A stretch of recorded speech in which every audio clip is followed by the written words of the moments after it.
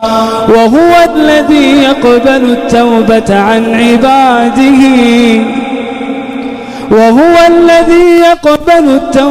عن عباده ويعفو عن السيئات ويعلم ما تفعلون.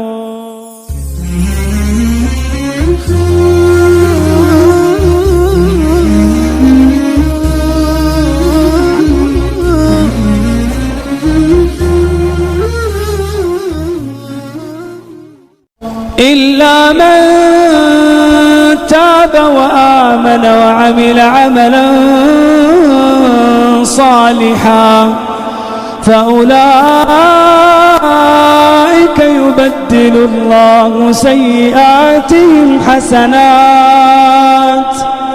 وكان الله غفورا رحيما.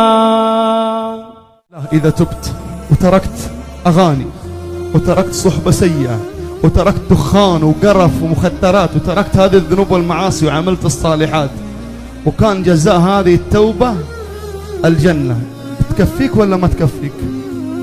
طيب ايش اللي يردك؟ انت يا صاحب الذنوب والمعاصي يذوقك الله الهم والغم بسبب الذنوب والمعاصي، هذا يسميها الله في القرآن ايش؟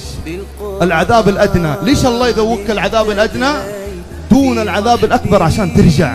ليش الله يجعلك إذا عصيته وإذا بعدت عنه يجي في قلبك هم وغم، وهذا يسمونه ويسميها الله في القرآن العذاب الأدنى. ليه؟ اسمع: ولنذيقنهم من العذاب الأدنى دون العذاب الأكبر لعلهم يرجعون. ظهر الفساد في البر والبحر بما كسبت أيدي الناس ليذيقهم بعض الذي عملوا لعلهم يرجعون. قلنا إذا تبت أول ثمرة لك وأول هدية من الله لك يا من تريد التوبة إيش؟ الجنة. ما تكفي بس جنة؟ لا، زي ما قلنا في أول المحاضرة حتعيش متعة في الدنيا قبل الآخرة. من عمل صالحا من ذكر أو أنثى وهو مؤمن فلنحيينه حياة طيبة وأن استغفروا ربكم ثم توبوا إليه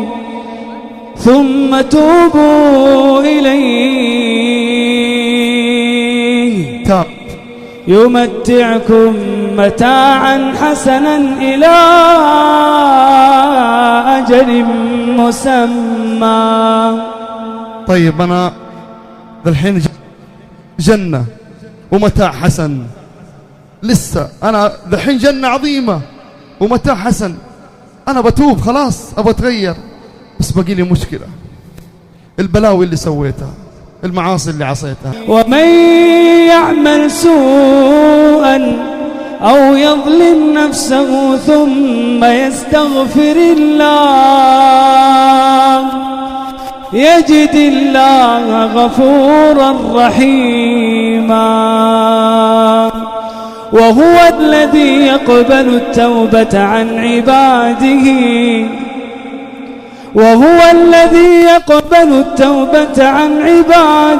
ويعفو عن السيئات.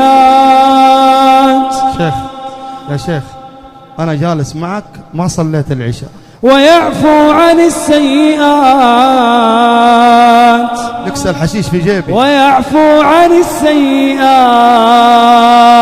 زنا. ويعفو عن السيئات ويعلم ما تفعلون. إلا من تاب وآمن وعمل عملا صالحا فأولئك يبدل الله سيئاتهم حسنات وكان الله غفورا رحيما.